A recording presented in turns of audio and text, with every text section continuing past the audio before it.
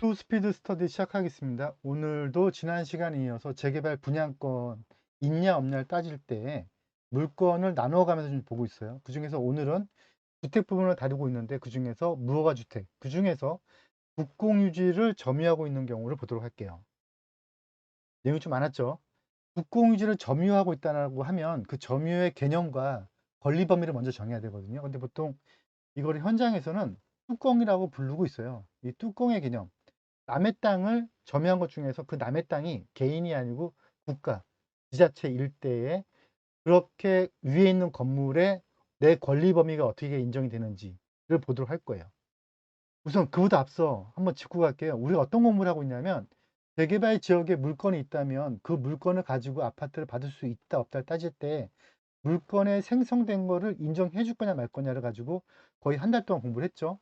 그 지난 수업을 들으세요. 이제 두 번째로 그러면 그 물건이 인정이 된다면 그러면 그 물건 가지고 아파트를 배정해 줄 수 있는 물건이냐 아닌 물건을 따진다고 했죠. 그걸 지금 공부하고 있는 두 번째 파트를 공부하고 있는 건데요.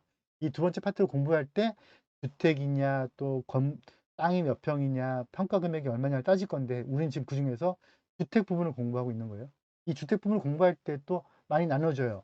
유허가, 무허가, 신발생, 다가구 다세대 분할, 신축 쪼개기, 근생 쪼개기 되게 많이 있는데 그중에서 지난 시간에 유허가 주택 잠깐 다뤘고요. 이번에는 무허가 주택을 다룰 건데 이 중에서 내 권리 인정 어디까지 할 거냐를 보는 거예요, 지금요. 이걸 하기 위해서는 점유 인정 면적을 따져야 되는데요. 점유 인정 면적은 국가 땅이 엄청나게 크다면 내가 점유하고 있는 걸 따지는 거예요. 그래서 그 점유란 사막 끝에서 빗 떨어지는 자리, 항공 사진을 찍었을 때 이렇게 덮어 써져 있는 면적을 따진다는 거죠. 이렇게 따질 때 그게 만약에 100이다. 그럼 그게 인정이 되는 거죠. 그런데 만약에 내가 울타리 치고 있다. 그래서 울타리 치고 있는 게 한 300제곱미터 된다. 이걸 다 인정해 주는 게 아니고요. 이 중에서 200제곱미터까지만 인정을 해줘요. 전체. 그런데 200제곱미터 중에서 10제곱미터가 내 땅이 있었기 때문에 이 사유지 면적을 합한 면적이 200제곱미터니까 190만 인정을 해주는 거죠. 그래서 내 점유 인정은 내 사유지 면적을 포함한 200제곱미터까지. 그러면 이 점유 인정 면적은 뭐에 쓰는 거냐?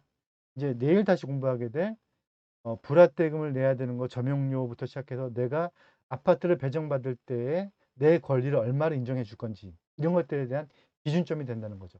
그래서 오늘은 국공유지를 점유하고 있는 무허가 건축물에 대해서 분양 자격을 따지기 전에 점유 인정이 어떻게 되는지부터 먼저 살펴봤습니다. 네, 내일 뵙겠습니다.